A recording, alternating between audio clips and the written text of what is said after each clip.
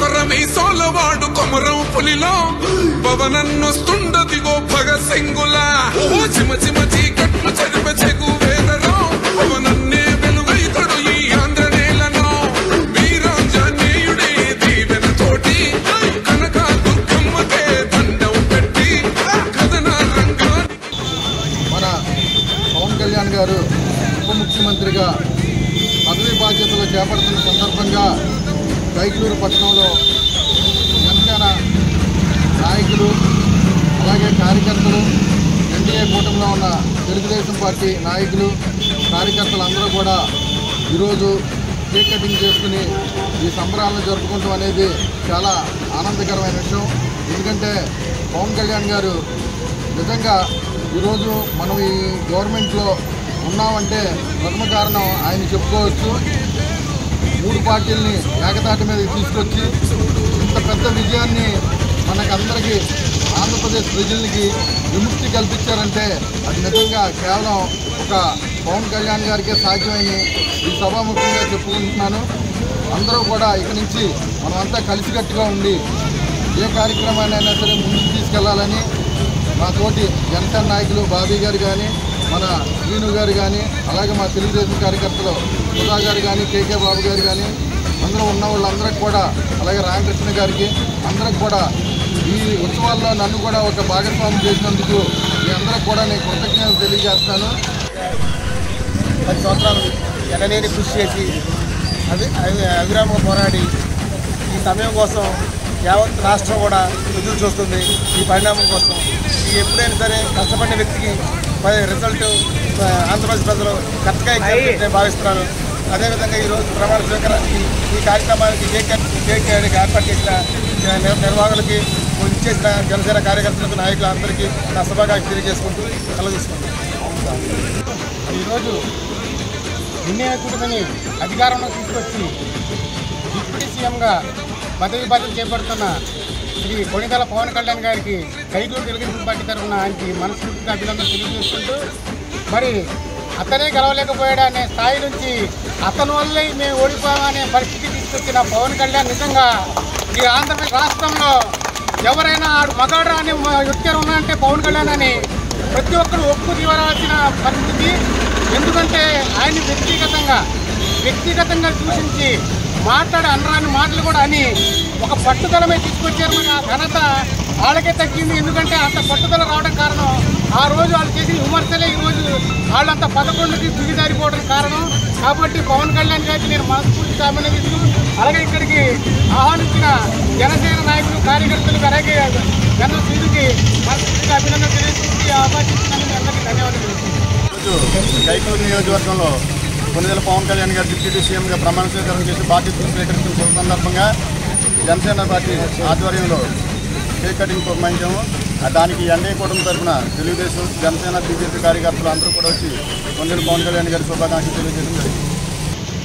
ఈరోజు ఆంధ్రప్రదేశ్ రాష్ట్రంలో ఎన్డీఏ కూటమిలో భాగంగా Telugu Desam party, Janasena party, Bharatiya Janata party 3 పార్టీలు మిత్రపక్షంగా ఉండి ఆంధ్రప్రదేశ్ రాష్ట్రంలో ప్రభుత్వాన్ని ఏర్పాటు చేయడం మా అందరికీ ఆనందదాయకం. అందులో భాగంగానే జనసేన పార్టీ అధ్యక్షులు కొణిదెల పవన్ కళ్యాణ్ గారు ఉప ముఖ్యమంత్రిగా పదవి బాధ్యత చేపడుతున్న తరుణంలో ఏలూరు జిల్లా కైకలూరు నియోజకవర్గం కైకలూరులో దుర్గం శ్రీనివాసన్ జనసేన నాయకుల ఆధ్వర్యంలో ఈరోజు ఈ కార్యక్రమం నిర్వహించడం మా అందరూ అదృష్టంగా భావిస్తూ ముఖ్యంగా పవన్ కళ్యాణ్ గారికి మేము ఒకటి ముందు విజ్ఞప్తి చేసుకోవాలి, మేము కృతజ్ఞత చెప్పుకోవాల్సిన బాధ్యత ఉంది.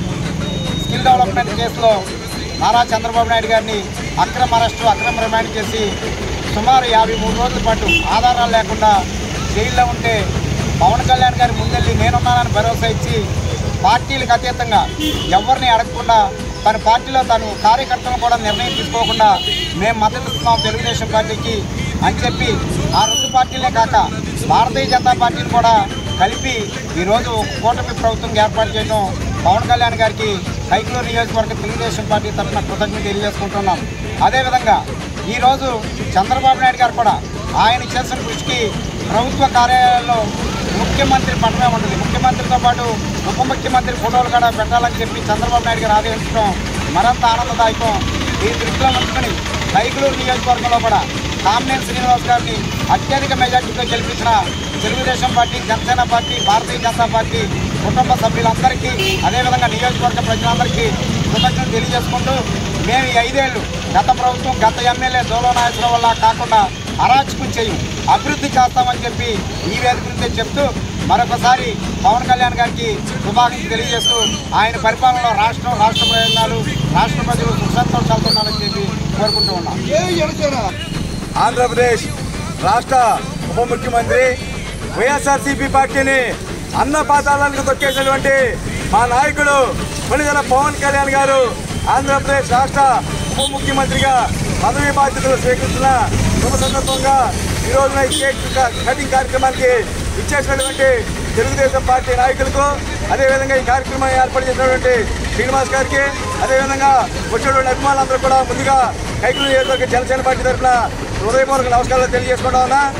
ఇవాళ సుదీర్ఘమైన 10 సంవత్సరాల తర్వాత, ఒక దశాబ్దం తర్వాత జనసేన సైనికులు, మెగాభిమానులు కన్న కోరికలను నిజం చేస్తూ ఇవాళ అసెంబ్లీ గేటు తాకిని ఉన్న వాళ్ళని అసెంబ్లీ గేట్లు తన్నుకుంటూ వెళ్ళి ఇవాళ ఆంధ్రప్రదేశ్ రాష్ట్ర ఉప ముఖ్యమంత్రిగా ప్రమాణ స్వీకారం చేసినటువంటి అందరి అభిమాన నాయకుడు పవన్ కళ్యాణ్ గారికి హృదయపూర్వక ధన్యవాదాలు తెలియజేసుకుంటూ, ఆయన రానున్న రోజుల్లో ఈ ఆంధ్రప్రదేశ్ రాష్ట్రానికి సుభిక్షంగా ఉండడానికి నారా చంద్రబాబు నాయుడు గారితో పాటు కలిసి ఈ రాష్ట్రానికి ముందు నవ్యాంధ్ర ఆంధ్రప్రదేశ్ నిర్మించడానికి ఆయన బాటలు వేయడానికి ఈ రోజున తొలి సంతకం చేసినటువంటి ఆయనకి హృదయపూర్వక నమస్కారాలు తెలియజేసుకుంటూ, పవన్ కళ్యాణ్ గారు సీఎంగా బాధ్యతలు స్వీకరిస్తున్న శుభ సందర్భంగా కైకలూరు శాంతిమామ సెంటర్లో శ్రీ వెంకటేశ్వర స్వామి వారి సన్నిధిలో ఇక్కడ ఈ సంబరాలు జరుపుకోవడం చాలా సంతోషంగా ఉంది.